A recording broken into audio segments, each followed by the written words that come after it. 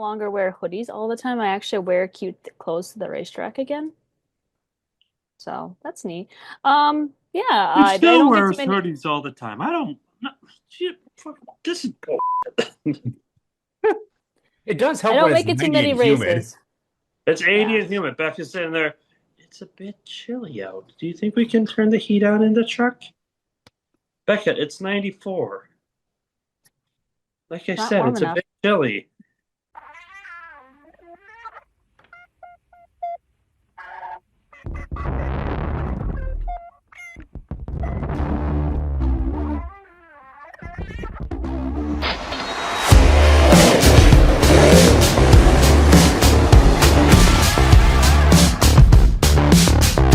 Speeding up, no slowing down.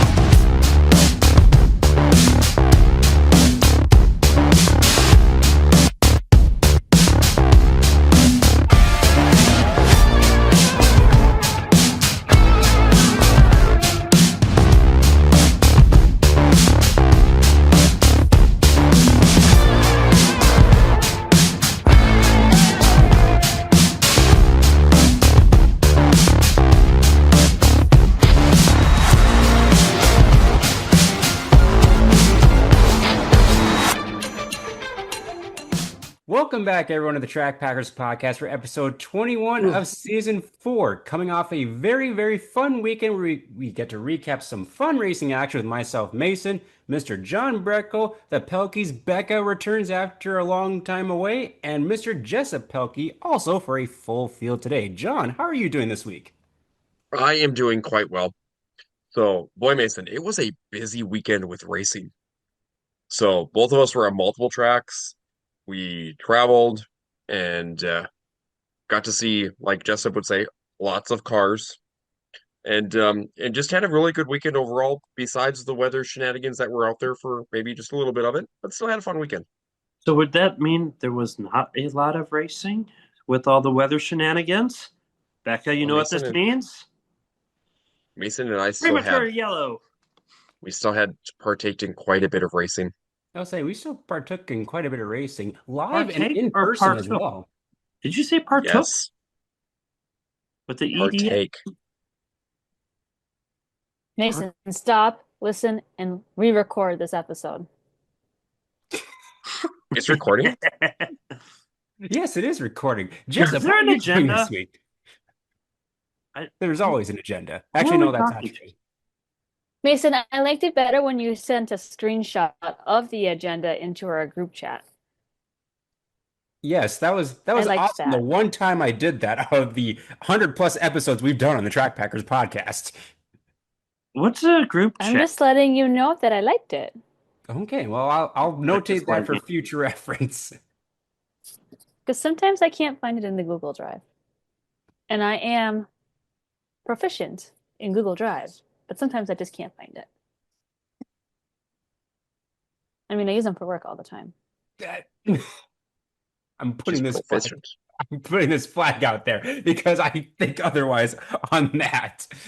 You can't You yellow know flag what? me before the You know official what? drop of I'm the just green gonna flag. do this to make this feature go faster. This is a flagman decision. When did we do the heat races? Doesn't matter. We're going. We're going green.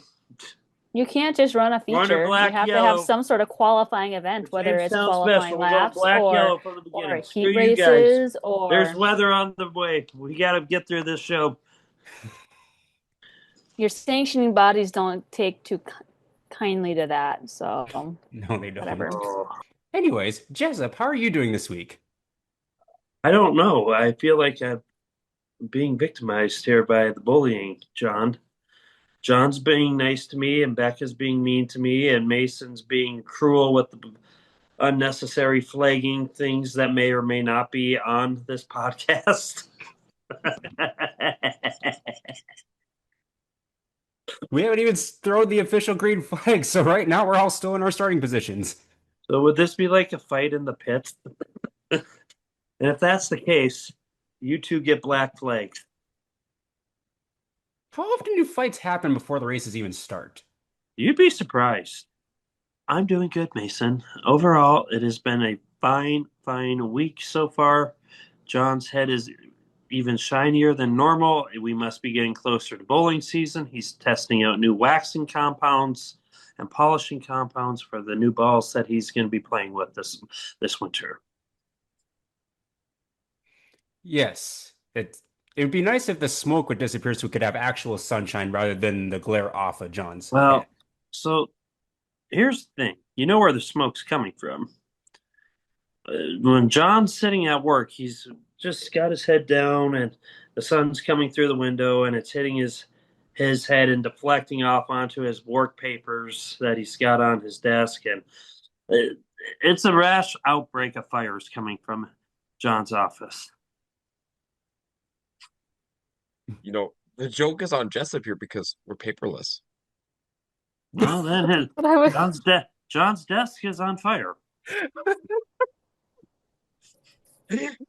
It's hilarious. Well, good to hear you're doing all right, Jessup. Becca, it's been a while since we've seen you. How have you been doing lately? oh gosh, it has been a while. Let's see. Since the last time I've been on here, I stopped breastfeeding. I wear bras again. So that's always a win. And let's see what else has been going on in my life. John, Been gone to some racing, saw some good late model racing. So John, life's by the good. time she gets done with this, I'm gonna feel like the lady at the end of Titanic where she goes, "It's been 83 years." I believe the quote is 84 years, but sure. Whatever. It's somewhere in the 80s, and she's gonna toss some billion-dollar diamond into the ocean, and then she's gonna kick the bucket on that poor boat. Spoiler alert, because I don't think I've actually ever seen the full. Hey, you want another spoiler alert, Mason? Hey, even after all these years, the pool on the Titanic is still full of water.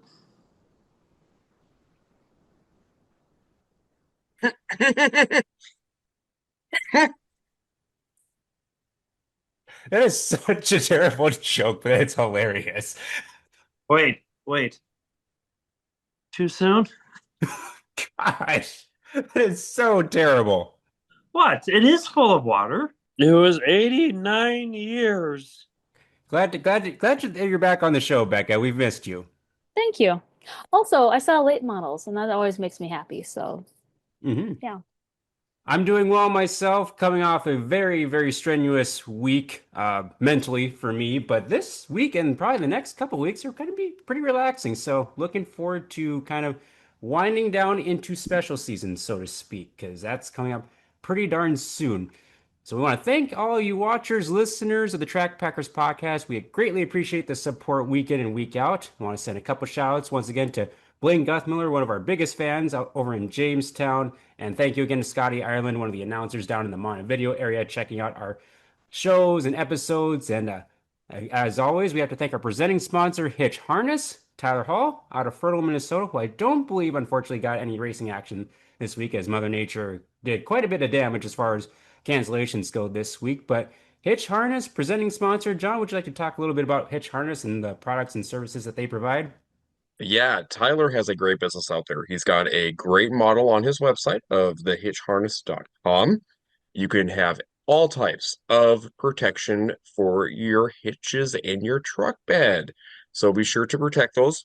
We do not want any of those rolling around, flying out of the truck bed, hitting Jessup in the forehead. I mean, he's already losing his hair. We don't need that even to get even worse with being hit with one of those hitches. Also, he's got a lot of accessories that are out there for anybody to partake in on his website. So again, there's a bunch of products and services that he provides. Great business. Check out hitchharness.com. And Tyler, thank you for sponsoring us here on the podcast. Absolutely. Hopefully get to get that feature win before the end of the 2025 season. He's really close, especially in the IMCA modified class. Also, kind of a missed opportunity. We should have gotten a special hitch harness for John when he had his truck. Do you still have that truck, John? No, I've had my Traverse has been back now for the last 2 to 3 weeks. Missed opportunity. I got it back right before Governor's Cup. Dang. Well, as you can see the lineup, John is still on the pole. Jessup is still on the outside pole. I'm in the back row, but this time I'm not by myself because Becca's joining me back here. Hi, Becca. Hi. Becca finally got her motor fixed. Yeah, she was sidelined for a few weeks, and once everything came back from the engine builder, now she's back up and running. And so nice to see a full field for today's episode. So why don't we get things started with the official waving or drop of the green flag and get right into who or what we are repping with Mr. John Breckle starting it off. Okay, so this weekend is a big weekend of racing across our area. And it's not even because so much of specials per se, with added prize money or anything else into purses. This weekend is going to be focused a lot on providing funds over to people that are battling with cancer and other illnesses. So this week at the Dakota Speedway is Drive to Survive. So I am wearing the brand new Drive to Survive t-shirt. If race fans have purchased this, they can still purchase them too before we have the races on Friday night, the 15th of August. And if you go into Dakota Speedway with a shirt on or one of the caps, you will be free for admission. So be sure to purchase one of these. All the proceeds will go to the Bismarck Cancer Center. They will also be doing a high heels race as well. That high heels race will be Friday night over in the Dakota Speedway in Mandan, and then Saturday over in Jamestown to support their cancer benefit for the Jamestown Regional Medical Center on Saturday night. So big week planned here. A lot of money has gone to the Bismarck Cancer Center. I mean, alone for us, we've almost raised, and we might be over now, $40,000 to the Cancer Center. So that is pretty darn good with how many years we have now run the Drive to Survive, and it'll be a nice one. A lot of cars dress their paint schemes in pink, add some some ribbons or some other stuff onto their schemes here to celebrate the night. So we all know somebody that's affected by the illness. Be sure to come out and kind of support it as we're raising funds to help research and help people that are going through the tough times. Yes, absolutely. Very good cause over there at Dakota Speedway. They do this every year in August. I believe was it 2008 or 2009 the first year? Yep. 2009. Yeah, Becca, because how many years are we into currently with the Drive to Survive? 17. Yeah. This will be our Yep. So 17th year. Yes, and speaking of, when you mentioned that we all know someone who's dealt with cancer in some way, shape, or form, we do want to send condolences out to Terry Volts and the family and loved ones of Terry. We lost him last week after a battle with cancer, and they did a nice tribute over at the Jamestown Speedway, which we'll talk about a little bit later. But yes, definitely an illness that a lot of us definitely know someone that's kind of been affected by that.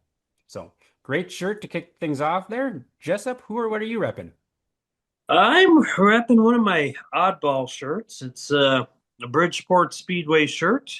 It's a front, and on the back, it's got a bunch of drivers who are racing the big block modifieds.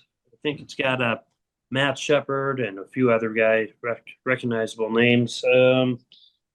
Must be a tribute shirt, as it says "Friends of Mike." I don't know who Mike is, but apparently the drivers on the back are his friends. Good group of friends on the back of the shirt, and I've only seen Big Block mods once, I believe And down. that was with me and Becca. Yeah, they were fun. They go really fast. I know that. Yep. Yep. Excellent, cool shirt. Nice to go from the oddball portion of your shirt inventory, I guess. We're running low on the oddball shirts. So if you have any oddball shirts that are bigger than a size medium, I would definitely wear it again before donating it out to charitable causes and those who are in need. Well, what you need to do is the next time you go to one of the World of Outlaws races, you need to be like John and get like a whole stash of shirts in the clearance section. See, I agree. I should probably get 30 shirts off of one rack. I mean, it's the efficient way to do it. You have plenty of material to choose from now for the future episodes. Look at Anyways, John thinking this through. I'm joking, John. You only got like four from each rack. it's true. That's very true. insane. I'll go next. Repping, of course, the Street Stock Tour hat, which we just finished off the 2025 tour this weekend in North Dakota at Cheyenne and Jamestown. For the koozie, I actually wanted to show this last week but I couldn't find it. It's a new Cole Searing koozie. Took this Hmm. weekend off of racing, but one of the prominent late models in the Wissota ranks races mainly down in the Huron, South Dakota area. You can find him racing a lot of the Challenge Series races, and it's going to be a big force to be reckoned with once year-end specials come around. And for the shirt, this is one of the tracks I visited this past week, Fiesta City Speedway down in Montevideo, Minnesota. There's the 2025 shirt, and got a lot of great friends down there, and a lot of them listen and watch the podcast. So thank all you guys down there, Juanita, Brittany, Jordan, for the support, and hopefully see you guys a couple more times before the season's out, whether it's at Fiesta City Speedway or at one of the year-end specials. And that leads us to Becca. What are you repping? I was working on a project before we started this podcast, so I didn't. So I stole a shirt from Jessup. So this is Jessup's Bobby Pierce shirt that he picked up at the World of Outlaws up at the Nodex Speedway earlier this year. So Ooh, very nice peach colored neon uh, orientated t-shirt, and yeah. neon orientated shirt. What color would you consider that? Because there's been a debate on what color shirt that is. Each. It's peach. So It this looks is more. not one of my shirts, but it just happened to be nearby, and I was like, "Oh, let's throw it on." So, John, is peach a neon color? but this But is it's very peachy neon with the name. Put it away because I love you. I was like, oh boy, if I were some of the cautions that you've reached with this year, that would definitely top them there. Anyways, that'll do it for who or what we are repping, and we'll move And into the. here is a caution for Mason for trying to call out the official. We're sorry, Mason. You don't do that. Technically, that's really just a black flag. Go to the pit. Oh, right. Thank you. Moving on. Hot Sauce, Hot Memory Rewind, giving a shout out to Isaac Hot Sauce Sound on the 12S machine. Don't believe he raced much this weekend, if at all. I think he was kind of keeping busy because they had an addition to the family this past week. Uh-oh, here might be an official caution coming up. Isaac raced last night at Nodak. Well, Shoot, well, I well. forgot they added mods. Dang it. Yes, he did. Dang Look it. at you, Becca, moving on up, even with your first.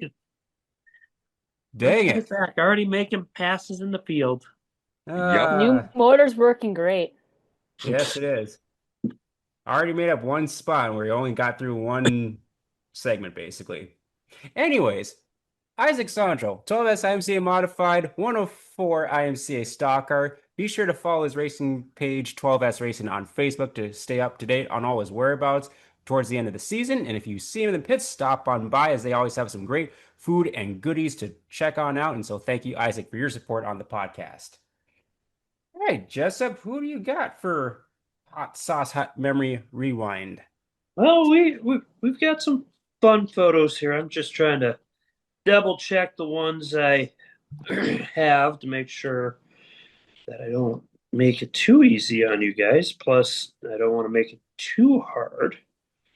Go with that one. This one's too easy for John. We're gonna kick it back to a fun one here.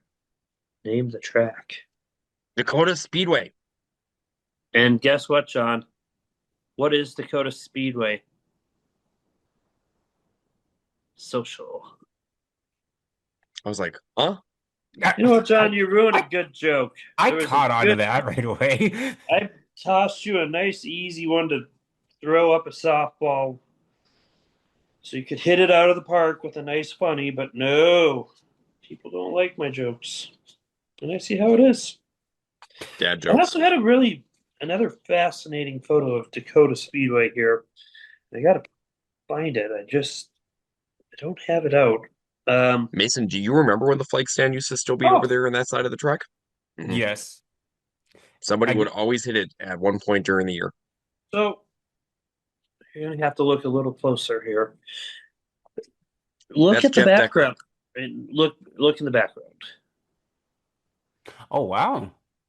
There's no tall middle stands. No, So No, that was the early 90s, from 1990 to 94. it was I one of the don't early '90s ones. Yep, because of the fact that that the stands, the new ones, have been there for quite a few years now. But Hmm. the first I couple of think that years, it was the smallest grandstands. I think the addition was built in like 95, between It's been a 95 and while. 2000. Yeah. I just thought those were some fascinating photos for us. Uh, Yeah, let's if that flag stand was still where it used to be, that would definitely be the subject of social media ridicule. Oh yes, especially nowadays. Yeah, but you know what? Everyone who's got an opinion goes straight to social media and they just they can blow it out there. Moving on anyways to our first person. Let's see if I can get it so John doesn't get a freebie. All right. First car. That is Jim Hausauer. That is correct. Very good, John. Kind of a I thought that one might have been a little more challenging, but maybe not. Okay. Okay, let's Not go a big here. fan of the number placement, but I bet Jessup loved that scheme. Well, it And had some dimension in it. It might you might not like that. all right, next one. That's Mad Mike Hagan. John is 2 for 2. Yep, I was gonna guess that too. Okay. Let me see if I can find something a little more challenging for John. Don't want to make it too easy. Oh, for Pete's sake. Nope. Nope. It's too easy still. Nope. Too easy. Becca, we figured out while you've been away that if it's super stocks, it's a struggle for us. Yeah, Ooh. we're like out. All right, let's try this. Let's try this one. This should be probably easy, but we'll give it a shot. Well, you had to show the Move it over. Thank I you. know, I know this one. This is Greg Fran Martin. Nikitchenko. That's what I was gonna say. That is Greg Nikotenko. Very good, Mason. Okay. Look at that. I Okay. said Fran Martin. You guys were right. Okay. We'll give you guys a hard one Nobody even here. got that, which is awesome. I heard that. I just chose to ignore it. How do All he's right, John. I'm But how do you assuming pronounce that this. town name? Lefor or Lefor? That's All where right, he's Leaf John. for. from, I Have think. a chance. This is a challenge for you. You should be able to get it. This is a photo from Jamestown Speedway.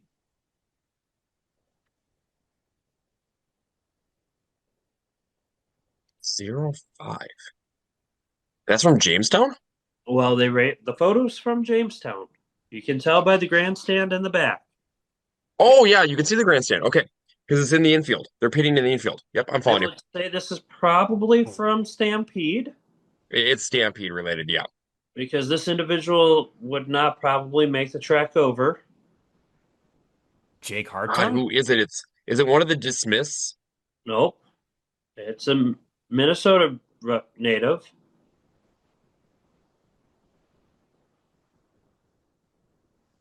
The family has raced what appears to be mods, super stocks, and late models.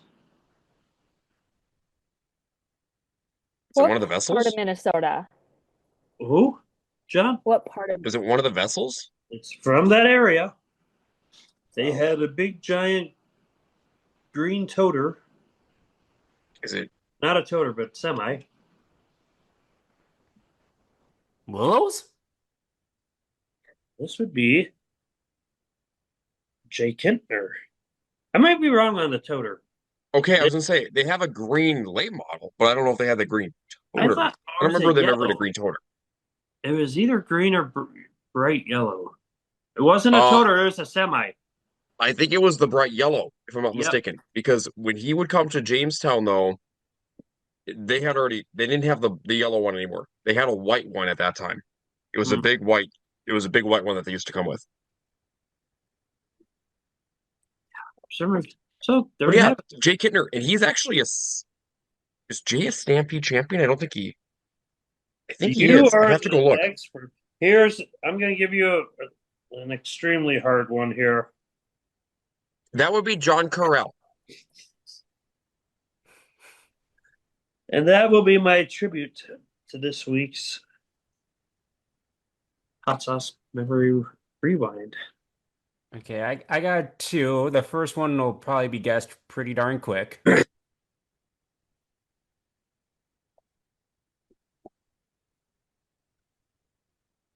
That I is don't going even to see be, it.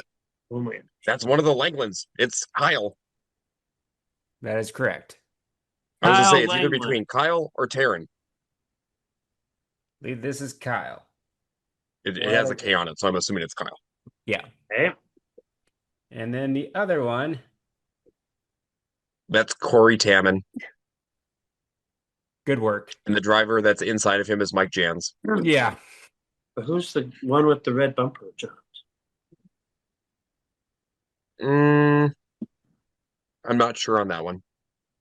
See, I was We looking, stumped John. We stumped John. We did it. right. I was Good job, looking for guys. Mike Jan's race cars. He hasn't changed his scheme much in his years of racing.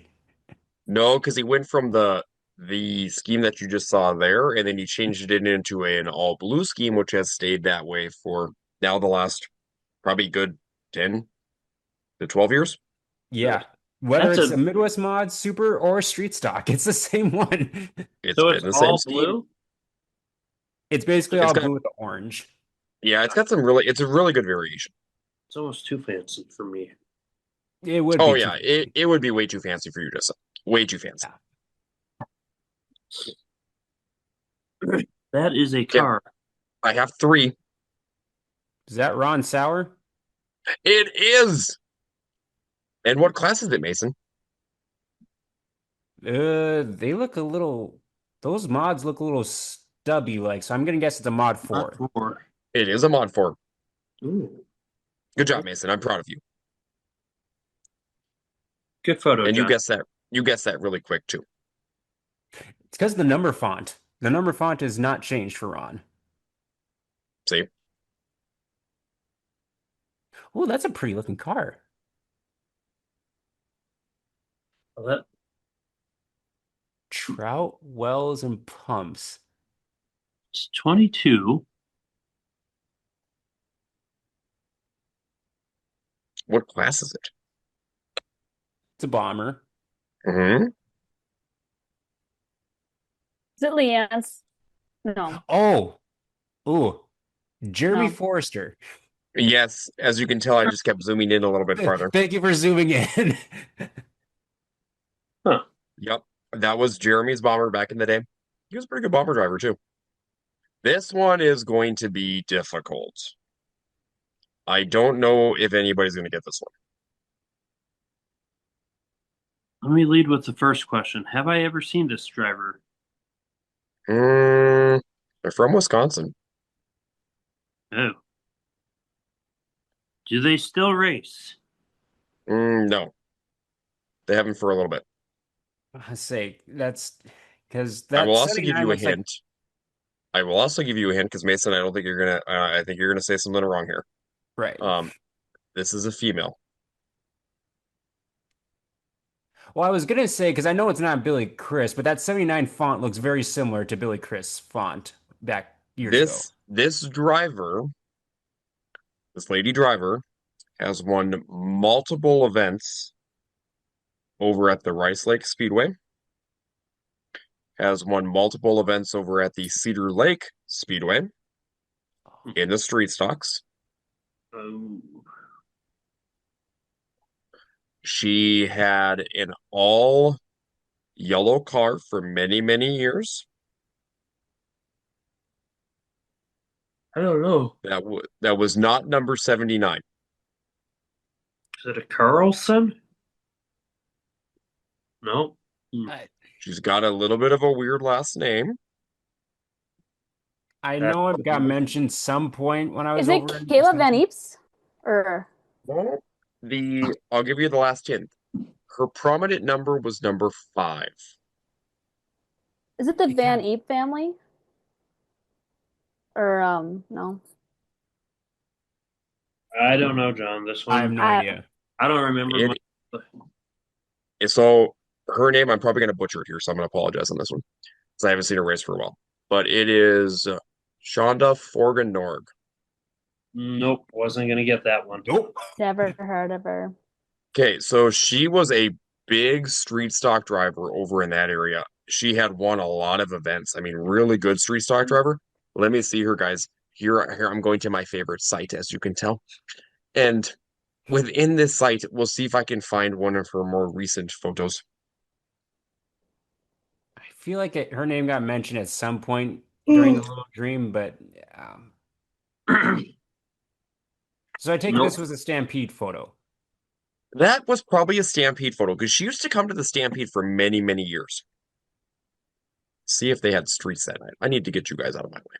Good hot sauce memory rewind, John. You guys Yeah. are so welcome. I'm definitely here to please. Yeah, that Yeah. one definitely stumped all of us. Well, we're playing the stumping game. No, don't bring out the super stocks again, please. I don't even know who the heck this is. Let's see if John There she is. where. You have to stop sharing your screen, John. I know, just give me a minute here because I was going to the Western Wanderer site. See, like He should Becca's proficient in Google Drive. John is also very proficient in Zoom sharing. Oh, I've seen that car before. Hmm. I feel like J.R. Hughes should sponsor our podcast. She has won a lot of big races. Becca? I should get in touch with him to see if he'd sponsor the. Well, we already have a sponsor for So, the hot sauce segment, but that would be kind of a nice conjunction. yes. No other photographer gets as many mentions as the Western Wanderer on our podcast. There's only one thing that gets mentioned as many times as the Western Wanderer does, and that is our caution sponsor, which is Cunningham Insurance. You can They find are them not our sponsor. Did you in know, two guys? locations, John. Count them. Two. There is two locations. It is Bismarck and Underwood. If anyone is watching or listening to our podcast, we actually do not have a caution flag sponsor. But as often as the caution flag does come out, if you would like to have your business or organization name dropped at least 100 times within an hour and a half podcast, you should contact someone on the Track Packers podcast to sponsor the yellow flag today. Okay, Justin, what do you have? All right, John. I'm gonna pick a hard one for you. Might not be hard. Here we go. Is that a one, Jessup? Oh, that's That, Carrie's Kitchen. I've yeah, seen That this car is before. that's a um that's a Gartner car. it's not a Gartner. Isn't Gardner's car in the background of that though? There is Guess a I It should Gartner bring is. it car in the back. background. Yep, the one in the background is a Gartner car. Bring Look that. at the number placement, Mason, on the Where Gartner is the car. number? I can't even see where the number's at. Well, the It's number on the on Gartner rear car is in the tank. back. Because do you see that one in the back? That's a John. Gartner. I can see that one. The one on What's the the closest one looks number like of the car, It's Jessa? behind the guy. It's on the Is it panel. written on the? Is it written on the car? Yeah, The- it's 2D. Is it looks like Where is it a written? rectangle to me. Oh, The it's last name hidden. is It's on the Day. panel. David Day. Oh, David Day. Yep. Did I get it right? No, Hmm. it is. Larry Laco. Larry Leclerc. I don't think I know who that is. I've seen that car before. Well, I Okay, just seen want you can show photos me the of it. picture of it. I just want you to know Hmm. we stumped the Western Wanderer. That's J.R. Hughes, not John Breckle. I am John Breckle, LLC. I'm John Breckle announcing LLC. alrighty. Well, that ends a fun hot sauce hot memory rewind segment, and we'll move into the track pack report. I got 4 nights of racing in. the first of which kicked off at Cheyenne Speedway for the start of championship weekend for the Street Stock Tour. All the regular divisions were taking place, and it kicked off with the Gen X late models this time around, as my cat is scratching the heck or licking heck out of the couch. Stop it. She's mad. Apparently. Apparently, you don't spend enough time with her, Mason. Well, That is she's what just she's teed telling off. you. Yep. Yes, I don't spend enough time with her now that I have a fully at home job that she sees me at all hours of the morning and afternoon. Mason, how many days in the last 3 weeks have you spent fully at home or slept in your own bed without getting before? When Yeah, did I get? Mason. Oh gosh, I don't even remember my schedule from 2 weeks ago. It was all You kids weren't night. in. You had the 6 nights of racing. So I got back from Wilmer on the 31st of July, and I've been in my bed every night since then. So that's at least 10, 11 days. She misses you because you're never home. Mm. Becca. I've been home all day, and then I even fell asleep at like 6:30 this evening, and she slept right on my chest. Anyways, back to results from Thursday down at the Cheyenne Speedway. Gen X Late Models kicked things off with a first-time visitor, Bodie Croninger in the 811, going 1 for 1 on wins at the Cheyenne Speedway. So congratulations to Bodie, and a nice little welcome to the Cheyenne Speedway for him. In your NX Legends, this was definitely the race of the night because they were 2 and 3 wide. There was multiple lead changes between Sean Johnson, Cody Macart, Ty Olson, and Regan Reinke. And in the end, it was Regan Reinke holding off Cody Macart in a photo finish, and Regan scored his first win in his home track, Cheyenne Speedway. I believe that's his third win on the season. So congratulations to the 22 Regan Reinke. Up after this was your Dirt Race Central Street Stock Tour. Had a nice field of cars there, 18 on hand Thursday night. And it was one of the hometown heroes, Hunter Carter, making a pass on Levi Rant midway through the race and then holding off a hard charging Kyle Dykhoff to get his first tour win of the season, his first since a few years ago at Viking Speedway. Justin Vogel came across in third, so definitely some heavy hitters at the front of the field in that race. Midwest Modifieds. Well, Zach Greinke didn't want to get showed up by his son because Zach started on the pole while Regan also started on the pole, so a lot of pressure on Zach going into it, and he would get the feature in front of Kyle Anderson and Ryan Ost. Hobby Stocks and Bombers, we had a very tough wreck in the heat race. Riker Vetter and Brent Wilkinson collided at the end of their heat race, and so we only had 5 Hobby Stocks on Thursday, so only 3 took the green flag. And with a 3-car race, very, very spirited battle between Billy Carroll and Dalton Obrecky, with Billy Carroll coming out on top in that race event. And then in your short trackers, it was Mason Bogart claiming another feature win on the season. So those were your results from Thursday at Cheyenne Speedway. Now, Friday plans got changed a little bit because we were supposed to be in Jamestown. Myself, John, Becca, were you planning on coming over Friday or Saturday potentially?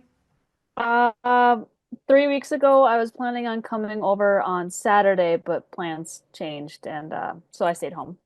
Gotcha. Because I know you had some extended family kind of making a visit, so that kind of Yep. Family comes changes. first. So. Yep, absolutely. So, yeah, so unfortunately, weather kind of wreaked havoc particularly across the state of North Dakota, because I don't believe any track in North Dakota raced on Friday. No. I know there was a massive derecho that came through Friday or late Thursday night into Friday morning, and that basically cleaned everything out for the day. So, wiped out a bunch of racing options. I did manage to go 2-1 race down at Fiesta City this past Friday. That was not without any weather shenanigans, as we had weather in the area, and weather actually fell during one of the feature races. It was supposed to be their meet the drivers night. With the weather impending, they were going to try to do it at the end of the night, but because of the rain delay and they had a bad wreck in the pure stocks, unfortunately, they were going to postpone that to a different night. So, results from Friday at Fiesta City Speedway. In the pure stocks, it was young Colson Schultz in the 511 taking the feature win. He's in a very tight points battle with the 7A of Landon Albertson, so he gets another feature win on the season. Midwest Modifieds, it was the 73 of Onyx Johnson going through the field and getting another feature win down in Montevideo. Street Stocks coming off his first career feature win in the Street Stocks just a few weeks back. Josh Long held off the hard chargers of Dustin Schultz and Justin Vogel to get the feature win there. Super Stocks was a really good race between Carter Rentz and Travis Scott. They were side by side for the last 6-7 laps, with the 71X of Travis Scott coming out on top. Late models went to the 73 of Zach Johnson, so another father-son combination winning on the weekend, with Zach winning from third place in front of Jordan Tollefson and Matt Gilbertson.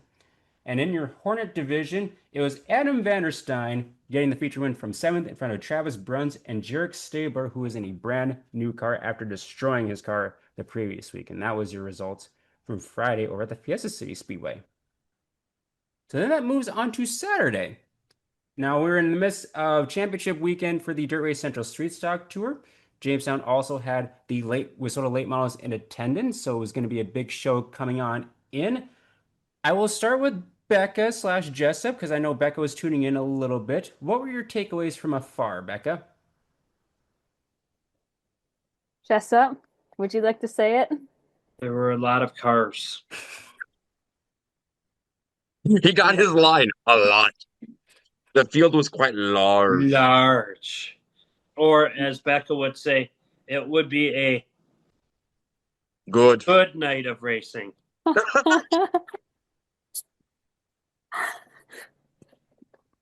That could not have been more perfectly timed. That was so great.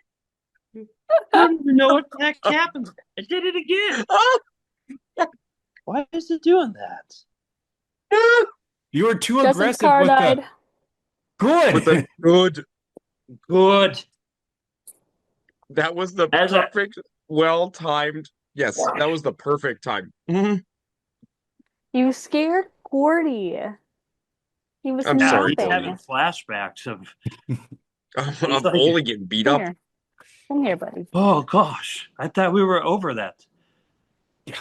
Oh, Gordy. you woke up our sleeping dog. Oh, Oh, you closed the door on him. How is he supposed to come hang out? He's hanging with me. Fine. all right. Besides a lot of cars, any other takeaways that you two had? I was rather impressed that Jamestown Speedway really just kept the show moving. There wasn't a lot of downtime. Even the intermission for the redraw, it was very quick and very brief because they still had a lot of racing left in the night. So, hats off to the Jamestown Speedway. 184 cars, and they got it done in 5 hours. It's still a long show, but that's a really quick show considering it was like a mini stampede. So, yeah, hats off to the Jamestown Speedway. I thought they got it done in a relatively quick time. Yeah, I would definitely agree with that. Anything other from unless you anything else from you, Jessup? No, I didn't get to watch much outside of what Becca recapped because Becca was watching it and wouldn't share the screen with me. You mean you don't watch TV and racing together? We did, and then I passed out on the floor. Oh, this makes more sense now. Jessup was sleeping. He stayed up long enough to watch the late models, and then he pieced out. Yep. Well, there you What? go. You still got some good racing in then. I thought it was good. Track looked good, and they had multiple lanes to work with, and He had did a fall good asleep field of briefly. cars. It was He fun did fall seeing the. asleep briefly during the late model feature. I did And I not. had to My wake eyes him were up. closed. Yeah. I could hear everything going on, and then I was about to open them, and then you're like, "Are you sleeping?" And you're like, no. Mason, Ow. John, when Jessup is laying on the floor, how quick does it take him to fall asleep? She's not wrong. I was gonna say you can't defend this. I mean, and how Hold long on. does it You take know Jessup what? to You fall just asleep when hold we your get in the line, car? Becca. Hold your When we're line. starting to go home from a racetrack, and Oh, it's just sleeping. How many times has Jessup been like, Mason, come on over, we'll watch this sort of race, or John, come over, we'll watch this big race, and then the moment the you guys race is come over, over. I'm going to bed. I don't lie. No, Let's you lay watch on the the race. floor. You like to lay on the floor and watch the race, and then you just happen to fall asleep. He just happens to fall asleep.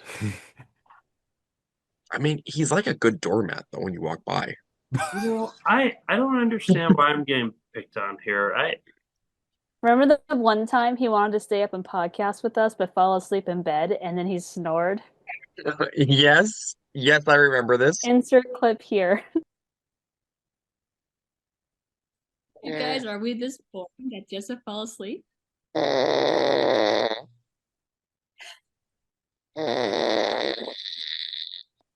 Good times. Good times. We love so you. hold on. Mason, You know what? Because Becca's saying this. Here's the We caution love to you. Becca. We were not What? podcasting. We were still recording, and it was after the podcast. So Becca, go to the tail of the fields.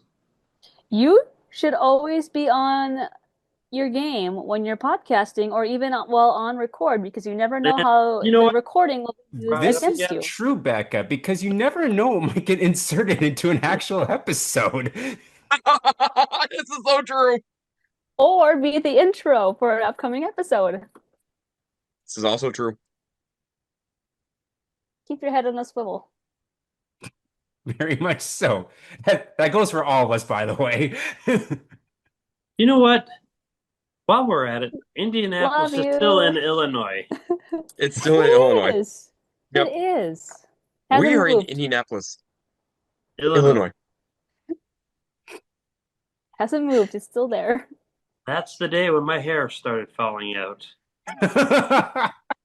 And now, Jessup, you look like you don't have a whole lot left on top anymore. There's not a whole lot left on top anymore between my students, Becca, my family, and Riley now.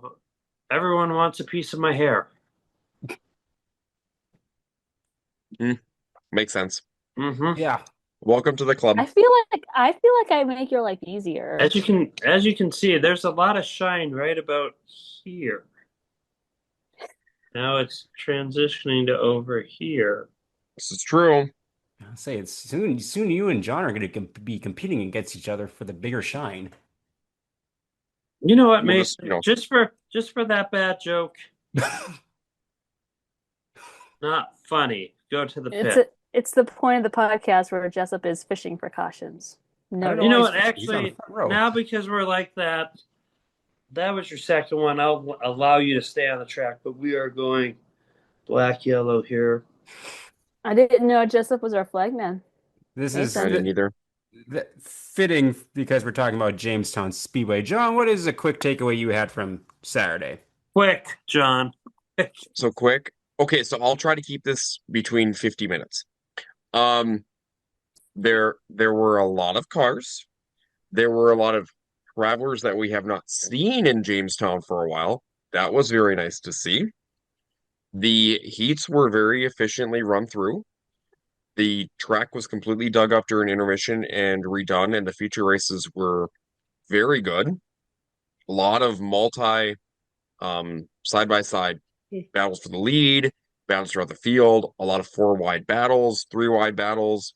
And track was racy all night. That's kind of what my takeaways are. It was just a good night overall. I would agree. Very racy track all night, heats and concees and features, multiple grooves, and definitely no shortage of action. And for a lot of cars, like Beck had mentioned, very nicely run show. I would definitely agree with that. That was my main takeaway from the night. So why don't we get into some results starting in the slingshot division? I wasn't fully paying attention. I was recording, but I was kind of like focused on other things. So I know there's a lot of action though, John. Yeah, there was a lot of action in the slingshots. 12 slingshots checked in.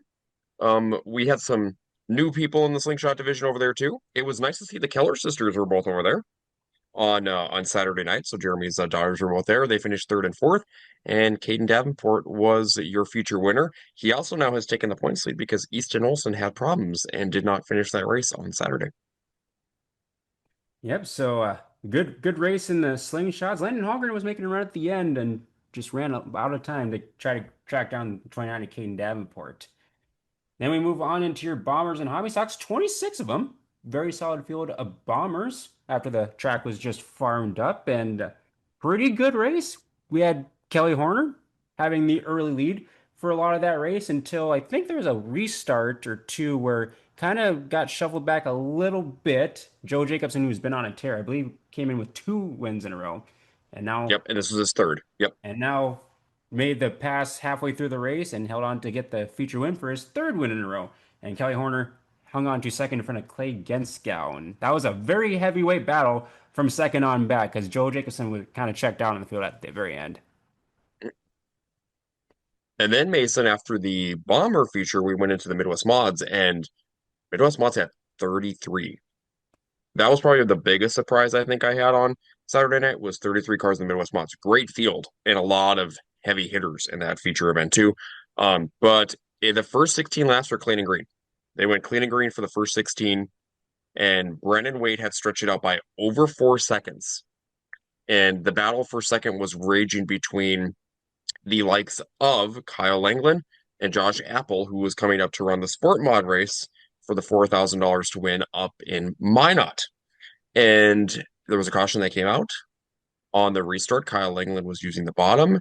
They were side by side with 2 to go. Langland made the pass on the white flag and held on to his first win in Jamestown since 2018. And Brennan White was second. And then they were 3 and 4 wide Mason back there for third on back, from Mhm. third to about seventh. So really good battle behind them in that mix with I believe Kyle Anderson ended up third Yep. on the night in the 59 machine. Yep, with Jason Grimes in fourth from 13th, and Landon Rant was fifth from 11th. So definitely some passing going on as well. And the kind of a cool thing, well, we'll probably mention this later on in the show about Kyle Langland's win a little bit. But yeah, really good race in the Midwest Modifieds. Then after that, because they did the order of events a little bit differently, they ran late models right after the Midwest Mods. Kind of a nice little change of pace, kind of uh, putting them a little earlier in the program, of course, because there's a lot of travelers with the late models because they're not a local class. But very solid field of late models. I believe it was it 27 or 28 late models. 28. So they started them all. Pretty good race, not a whole lot of carnage, really, and very racy track. As of course, when you have a heavy hitters such as like Dustin Strand and Tyler Peterson starting in the front 2 rows, it's like okay, well they'll get to the front pretty quickly. And Dustin was the first to the front after an early spin by Jaden Christ, and Tyler Peterson was kind of keeping up with them. They had a caution about 2/3 of the way through, about halfway. And then you had the 15-star Ryan Michelson, who's been on a tear since he got his car put back together after a rollover earlier this season.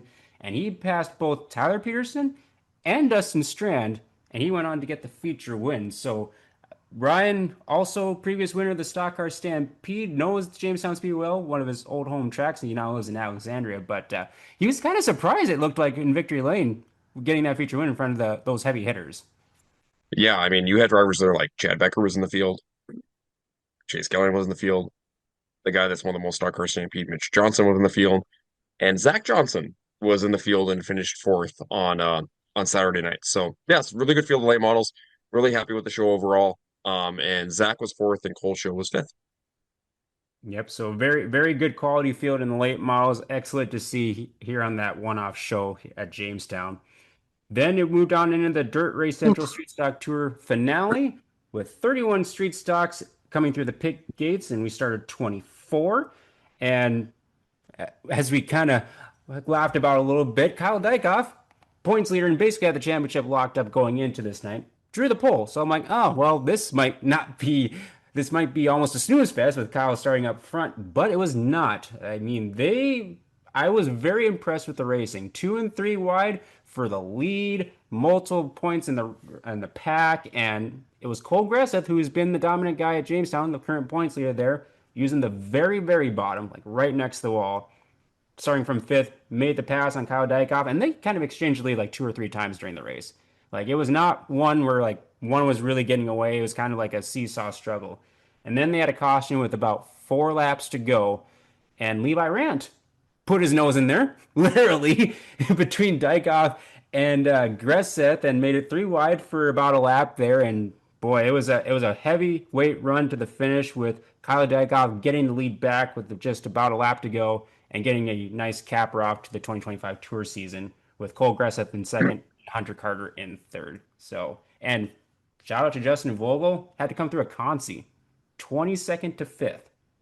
So and that he wasn't the only mover and shaker. Billy Christ, who had won the Consti 21st to 8th, Scott Benz, first night out First in the night. street hmm stock, 19th to 9th. I mean, very, very good racing. Yeah, I agree, Mason. I mean, and they had two cautions in that feature event. So it was pretty clean and green and a lot of side-by-side battles. And there was multiple times, I know you'll catch it on your video when you posted too, that you were back deeper in the field because they were going four wide multiple times in the battle back there, right between maybe about, 8th through about 15th. And it was battling pretty hard. Yep, and after that was the IMCA Modifieds taken to the track. And again, another great field of IMCA Modifieds, 25 of them taking the green flag. And John, this was a fun race for you to call up front. It was a really fun race because it was Chris Tusher that started towards the front of that race, and he grabbed the lead and he kind of stretched it out just a little bit. And I know Becca, you were watching the mods too, and then you had the drivers like Travis Tooley, past Gumpke Memorial Champion and Stock Car Stampede Champion, that was tracking him down. But then you had two heavy hitters that had been going at it for feature wins in Mandan, and that's Jeremy Keller and John Carell, that were using completely different lines on the racetrack to where Keller was kind of more in the middle, back up to the top, back to the bottom. And Johnny C was using his patented Johnny C line at Jamestown. It's kind of like the Donovan Weiss line in Mandan. And he was next to the wall on the bottom, and Johnny was making that work. And Jeremy got the lead through lap traffic, and then Johnny C got the lead. And they were slicing and dicing in some very heavy lap traffic because at one point I know Mason in front of them they were four wide, multiple laps in front of your leader Johnny C, and he made it five wide on the back straightaway, getting into 3 and 4 to try to get around that battle. Yeah. So John C getting the feature win, Jeremy Keller in second. Both of them started in row six. Chris Tuchel Yep. in third, Travis Tooley in fourth, and then Andy Cap, strong run, 10th to fifth. How about Daryl Parsons, 22nd to seventh? Daryl hasn't been there in I want to say it's been about 3 years in Jamestown. He actually got involved in a wreck in the heat race, not of his making, and went to the pits, started deep in the field in 22nd, and got up to seventh. He passed 15 cars in that feature event and looked really good. And And I again, think not Mason, a, the mods, did they only have one caution? I was just gonna say they didn't have like hardly any cautions. I think it was just one towards the beginning. So another great, great race there. And then your NX Legends finished off the program with a very, very fun feature race. John, I know this one kind of is meaningful to you. So what all happened in the Legends? Yeah, there was 29 cars in the Legends here on Saturday night, and they started them all. And it was a big feature event. I think they only ended up with four cautions too. It wasn't a really big caution slash wreck fest feature by any means. But no, it was a battle up front because Ty Olson started up towards the front of the feature. Austin Weiss started in fifth. Preston Martin started a little bit deeper. You had the Mather brothers in there too. And it was more Ty Olson that was kind of holding the lead for multiple laps in that feature event. And Preston Martin was making more of the middle group work. So the middle group was definitely there in the legends, both for the heat races and also there for the features. And Preston was kind of making it work and eventually got the lead. And at that point, it was also the Noah Madler machine as well as Donovan Weist were up there, and Austin Weist went from the bottom up to the middle lane and got into second. And those two drivers kind of stretched it out a little bit over the 3 and 4 wide racing Mason that was happening for third, fourth, fifth, sixth, and seventh. And Austin tracked down Preston. Preston was ahead by about probably a second. Austin tracked him back down. They got into lap traffic. Preston went high. Austin went lower on the lap car and slid in front of Preston and was ahead at the stripe with two to go. Preston did a crossover move into 1 and 2, and a caution came out right on the front straightaway when they were just coming out of turn 4 for the white flag. They reverted back to the last completed lap. Austin was ahead of the line. They restarted back up. Preston tried everything to get around Austin, and Austin picked up his first ever Jamestown win. Hmm. And Preston got second in that race. Donovan Weiss was third in that race. Gage Madler, I believe, was in fourth in that race. And Ryan Erdahl, who started deep in that feature event, was fifth. Yep. So another race with a lot of moving and shaking and another great, great battle to the end. So capped off a really fun night in Jamestown, finished just after midnight. So pretty dang good for 184 cars on the track. And they didn't touch the track after intermission. That was pretty impressive too. No, the track stayed really racy. I mean, they were running all over it. So then Sunday action, I'll go through my stuff pretty quick to finish out the track packer report, as well as John, who got to attend some racing up at the Nodex Speedway. It was Meet the Drivers Night and Kids Night at Casino Speedway, their first race in probably like 3 or 4 weeks. So very happy for the folks at Casino Speedway and did not see a tornado. I was gonna say Mason did not bring the tornado with him this time. It was clear through the smoke. It was a perfect day. So well deserved for the folks down at Casino Speedway. Street Stocks went clean and green for their feature with Maria Brooksick, who had blown a motor on Friday. She picked up the feature win from the pole position. In the Midwest Modifieds, it was Ryan Fun who started on the pole, but had to hold off a very heavy challenge from Tommy Nichols, Dawson Zabel, and Scott Toffey throughout the entirety of that race. He got his first win at the Casino Speedway. He's been looking for that for quite some time, so congratulations to Ryan Flotton. In the Gen X late models, it was Trevor Walsh holding off Jeff Nelson to get the feature win on Sunday night. With Soda Modifieds, very, very fun battle to the end between Mike Stearns and Adam Brotherton. Adam, who is in a rookie season in the Wasota Modified division, held off several advances from Mike Stearns to get his first Watertown feature win in that modified division. So congratulations to the 14 machine. In the Wasota late models, it was the hot shoe, Chad Becker, getting the feature win in front of Tyler Peterson and Jason Good. So a great race there. I will throw a caution on myself in this situation because when I was going through the starting lineup on Saturday night in Jamestown, Chad was in Jamestown, Chad Becker was in Jamestown, and I referred to him as the dark horse as Travis Hagen. Completely wrong nickname and did not catch it until after it had flew right out of my mouth. John, you were a little rusty on Saturday. There was quite a few things I would be like, I would throw a caution on him, but he's busy talking, and that's okay. Well, It's kind of one of there's those. It's quite a like few things. I'm just like, what?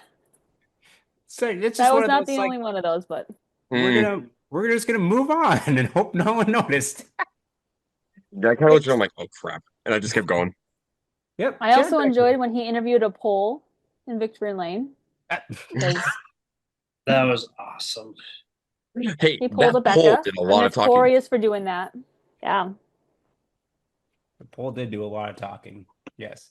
But anyways, Chad Becker was your winner in the Wasota late models, and in your Wasota Hornets, it was Jeff Roner who had not a great heat race, so he started 12th on the field and got all the way to the front of the pack by the end of it in front of Adam Batterstein and Travis Bruns. And so that was the night down in Watertown to finish out the weekend there. John, what happened at the Nodex Speedway? Yeah, so Nodak Speedway had the $4,000 to win special for the IMCA Sport Mods. And in the words of Jessup, they had a lot of cars.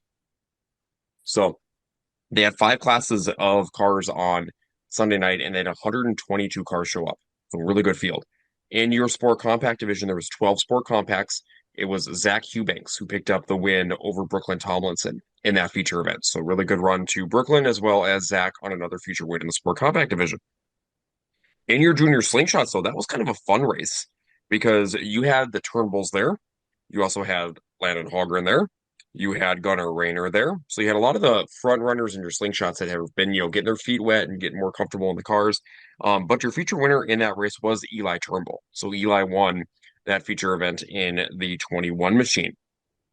Then let's move on to your modifieds. Let's talk about your modifieds next. Your modifieds had 21 cars. They were picked up late. They were a late division to be added because of all the rainouts across the state. Because before this one, Cheyenne ran in Lisbon on Thursday, and then Jamestown ran Saturday.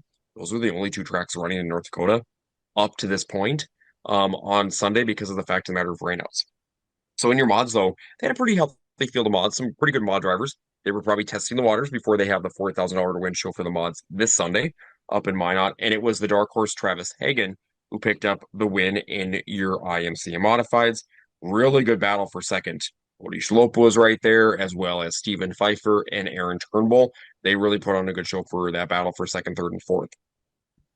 In your Legends feature event, you had 28 entries in Legends, really good card count in Legends, and it was the Mather brothers that were kind of going at it with Preston Martin and Austin Weiss, same drivers that we had seen over in Jamestown on Saturday go at it. Preston Martin got the lead.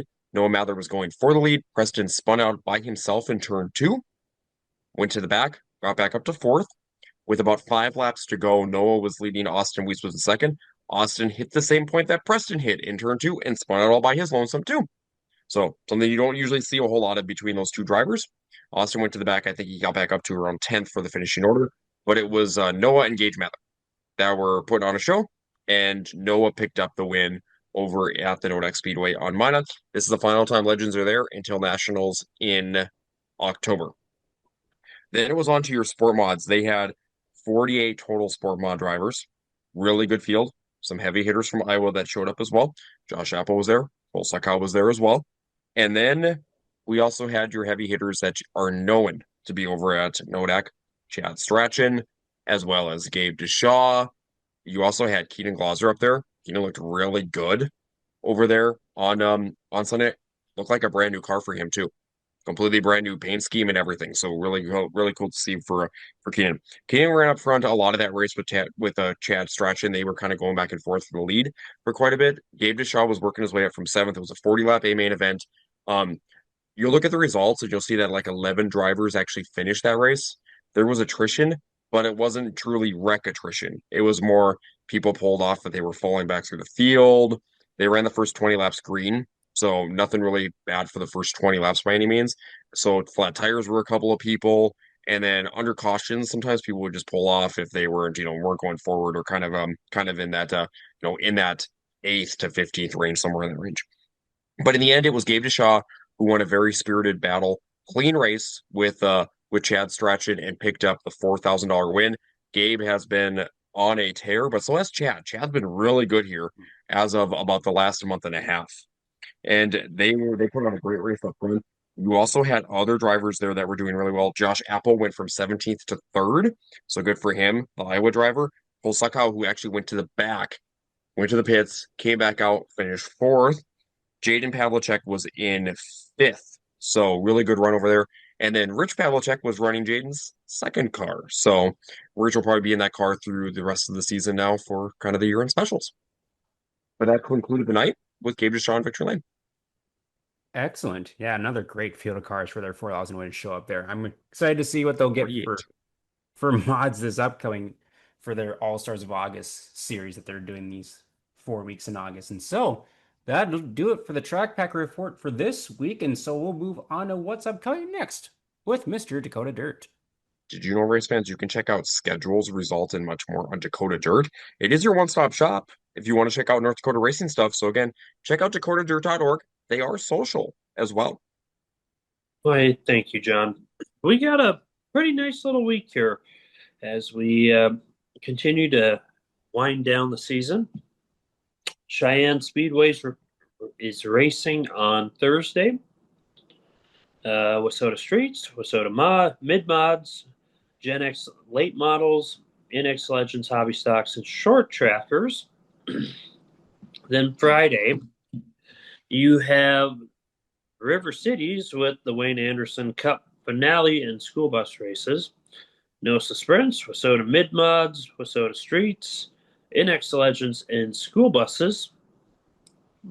Then at Dakota Speedway is the Drive to Survive night. IMCA Mods, IMCA Stocks, NX Legends, Hobby Stocks, and Slingshots. And then it is night number 1 of the Howie Schill Memorial over at the Red River Valley Speedway. And they will be having IMCA Race Savers. It says the meet and greet on the schedule. It doesn't make sense, but what? Yep. Sure, why not? Yep. Wissota Late Models, the 305 Race Saver Sprints, IMCA Modifieds, and IMCA Hobby Stocks for the night.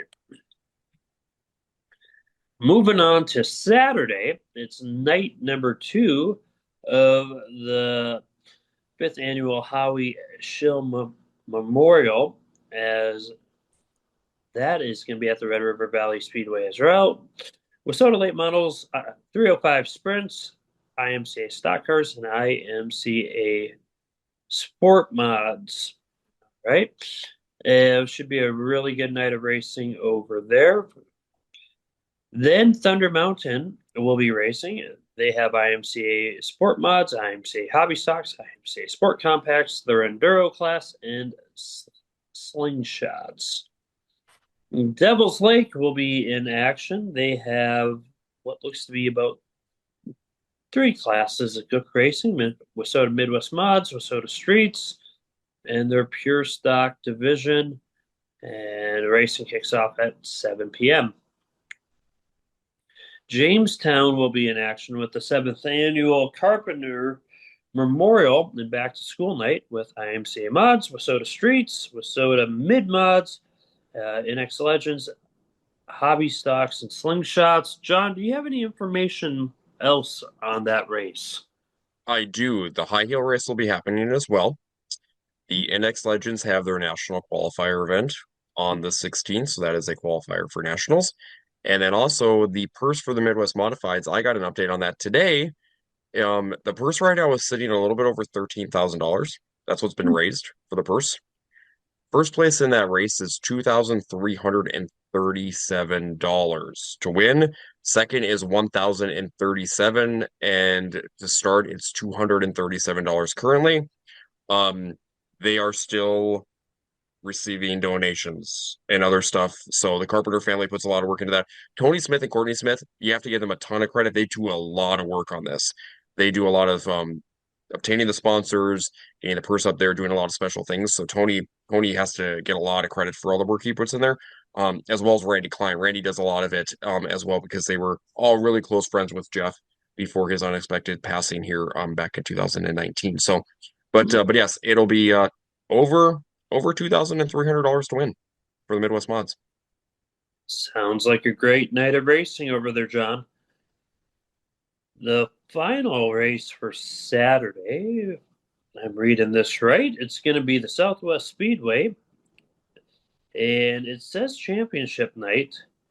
Uh, they may be adding more, they may not be adding more. I'm not sure at this point due to their shortened season, but they have IMCA Modifieds, IMCA Stock Cars, IMCA Sport Mods, IMCA Hobby Stocks, Slingshots, NX Legends, and I believe it is also is it the Richard Jordan?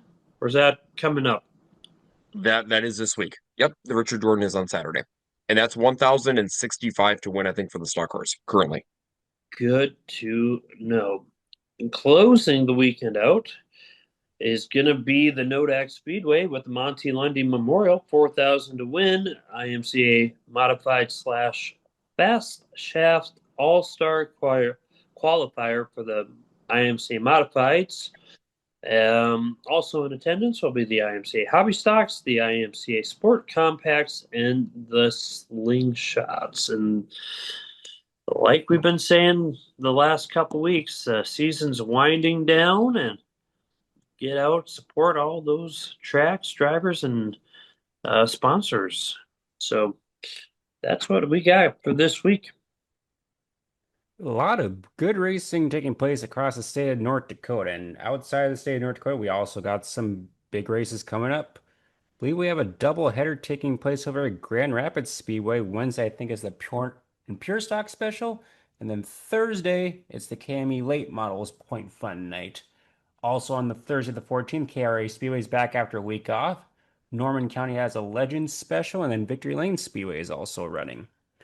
Friday the 15th, we have the Bob Gerke Memorial taking place over at I-94 Speedway. Elevated payout for both the Modifieds and Midwest Modifieds, so that's always a popular event over there. Fiesta City Speedway is also racing on Friday, along with the Miller Central Speedway hosting the Tri-State Late Models Series, and the World of Outlaws are at the Ogilvy Raceway this Friday.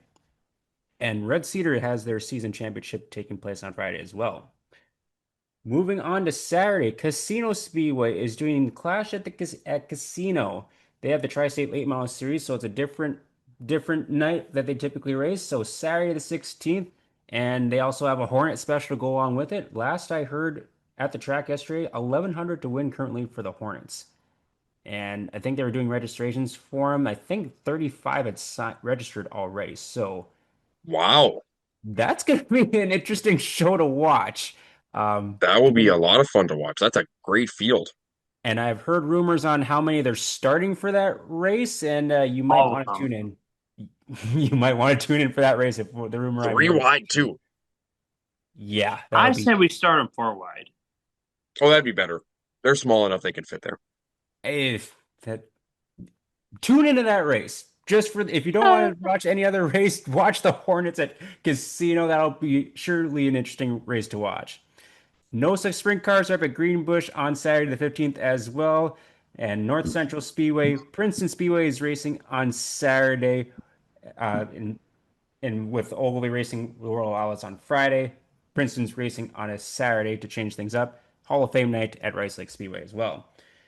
And then Sunday the 17th, we have Bemidji Speedway with their Hall of Fame night. We also have Buffalo River Speedway racing along with the Granite City Motor Park and the Redwood Speedway. So, quite a few big races taking place this weekend as we hit And the midpoint of August. Mason, I want to mention one more too because um the Western Roundup, I know with posting on that one too, you and Jessica do that great job with that as well. But this weekend, just for late model drivers to get it on their schedule too. There's some big late model shows happening with the Howie Show Memorial, right? Great show over at the Red River Valley Speedway. Tri-State late models around a casino.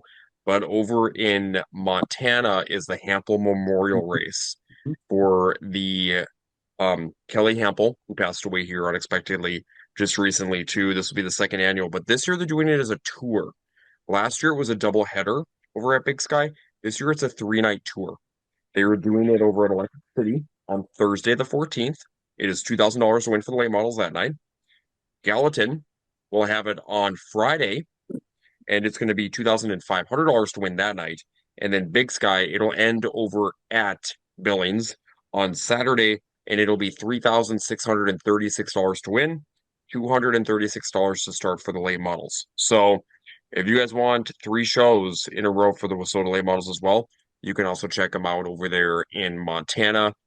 Kelly was known a lot in the racing community, so a great show over there for the late models in Montana. Great show over there to honor Howie Schill over in Fargo as well. So hopefully those two events as well as the Tri-State get pretty good car counts this weekend because late model car counts have been pretty healthy and that's awesome to see because now it's just there's more to go around. Definitely. Yeah, that's a nice weekend for late models out west. So, thank you for bringing that up, John.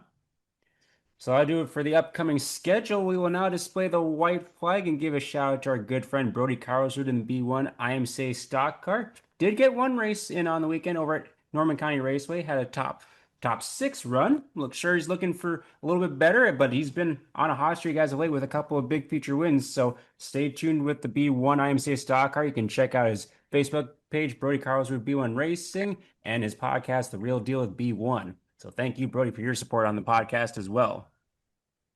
Alrighty, on to wins of the week. John, since you're on the poll, you get to go first. Okay, so my first win of the week. I am going to give the win over to Gabe DeShaw for the $4,000 payday at the Noadex Speedway because that was pretty cool to see him work his way from seventh, take his time, get to the lead, and win that race.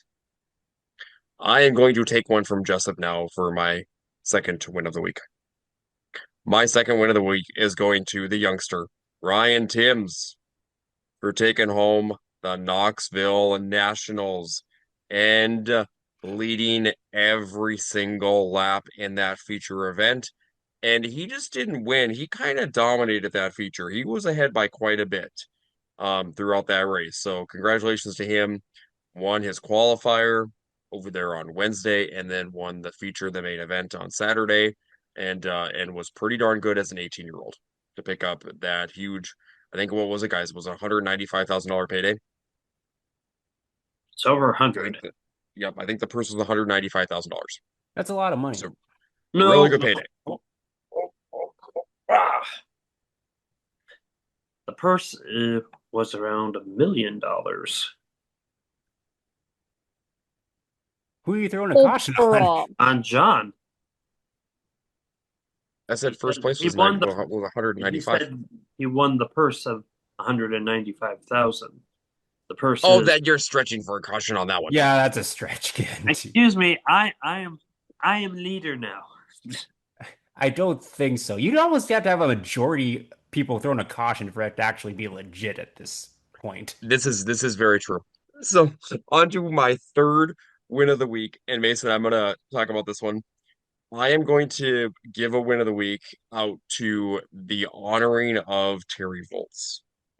And a lot of tracks have done various events to kind of honor Terry and his impact in racing, not just from the Minnesota community, but across the board, because Terry was very prominent as a driver, but he was way more prominent as a promoter and Minnesota's executive director for many, many, many years. He visited a lot of tracks when he was part of the Challenge Series for the Minnesota late models.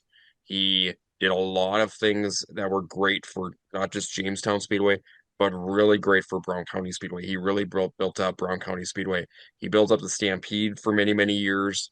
And then Don and Joanne took over Jamestown, built up the Stampede as well, based on what Terry had already put into place.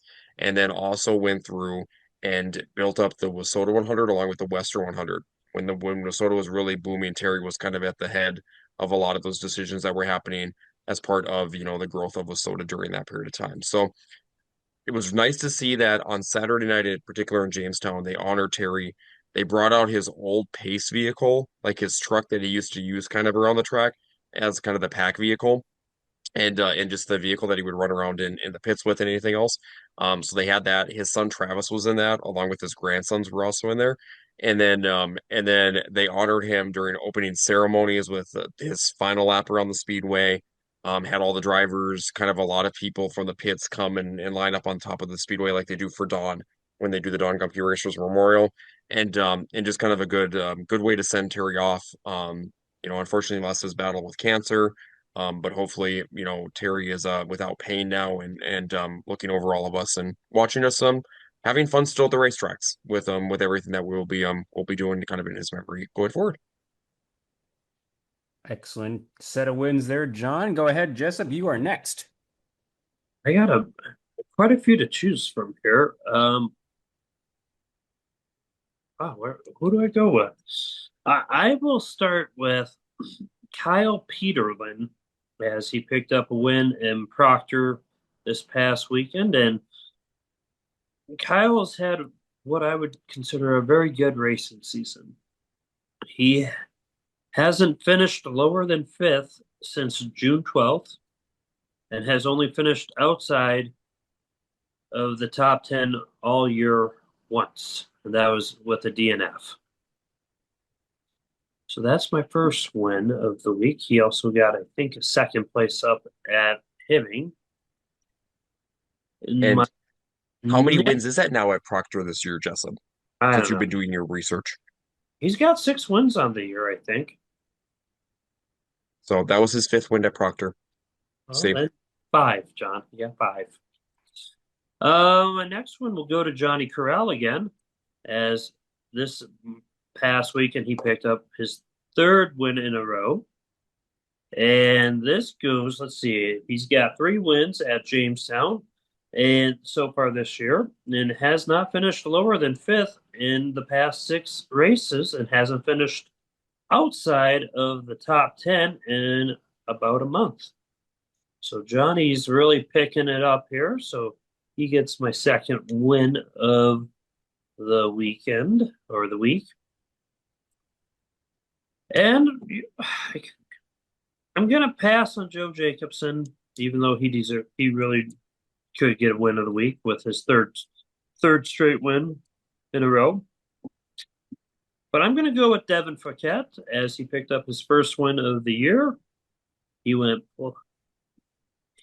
picked up a feature win over at the Buffalo River in his late model, and he's been working hard with that. Mm-hmm. Good set of wins there too, Jessup. Becca, go ahead on your wins of the week. All right, so my first win of the week is going to go to Kyle Langland, picking up his first Midwest modified victory at the Jamestown Speedway since 2018.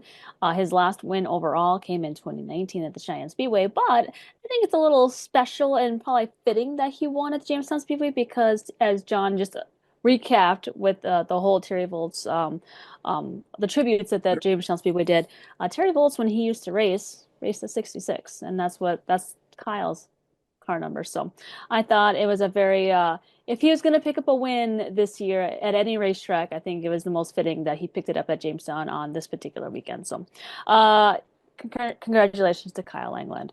My next win of the week will go to two drivers. It's going to go to Zach and Reagan Ranke, who picked up a father-son racing duo, who picked up some wins this past weekend. I did not write down where they did it. Hang on, let me scroll through. Oh, the at their home track. Cheyenne. Hmm. Yep, Cheyenne Speedway. So, um, I think that's always very special because I think the dads will always tell you it's more special to see their kids win. So, still a very special victory for those two this past weekend at the Cheyenne Speedway. And then I think I'm gonna go with my third win with Austin Weist. He picked up his very first Jamestown Speedway victory this past weekend in the INX Legends and did it in a really thrilling fashion. So, congratulations to Austin Weiss for picking up his very first Jamestown Speedway feature victory. Excellent set of wins there, and you took the Rankies right from under me. Sorry. Darn you. That's all right. I got three more here. The first one I'm going to give it to is going to go to Kurt Myers. He won the Fastlane Superstock Series over the summer. Been running very well this year and picking up several feature wins on the season. And congratulations on getting the Tour Championship in the Minnesota Superstocks. Second win of the week, I'm going to give it to Dusty Bitson. He won the Fallen Lineman Mod Special over at Viking Speedway. They had a really great field of modifieds for that race, 3,000 win and 300 to start. And he had a great race and great battle with Mike Stearns to get that feature win at one of his home tracks. And so congratulations to the 10X of Dusty Bitson. And then my third and final win of the week, this will come as no surprise to people who know me well, but it's going to go to Kyle Dykoff. Last week, even before the weekend started, he was deemed the official winner of the Street Stock Little Dream race, paying $30,100, his first Street Stock Little Dream win. And he capped off a great week and continuing his great summer with the Street Stock Tour Championship and capping off the Street Stock Tour with a win at the Jamestown Speedway in a thrilling battle. So, congratulations to Kyle Dykoff. He had won the first four races of the series, and then we didn't have a repeat winner until this past Saturday.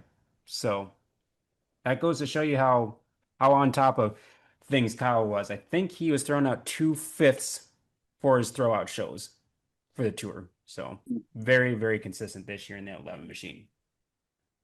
So those are our wins of the week. Any honorable mentions before we wrap up the show? Joe Jacobson, Yep. Ryan Michelson. Yep. You know, with what way Ryan Michelson's been running, it would have been fun to see if he could put like more of a full season together to see how many wins he could get because he is really looking pretty sporty in that 15 car. He did this last year though too. Remember, towards the end of the season, he looked really sporty. Mm. So, especially the urine specials, he looked really good at the urine specials.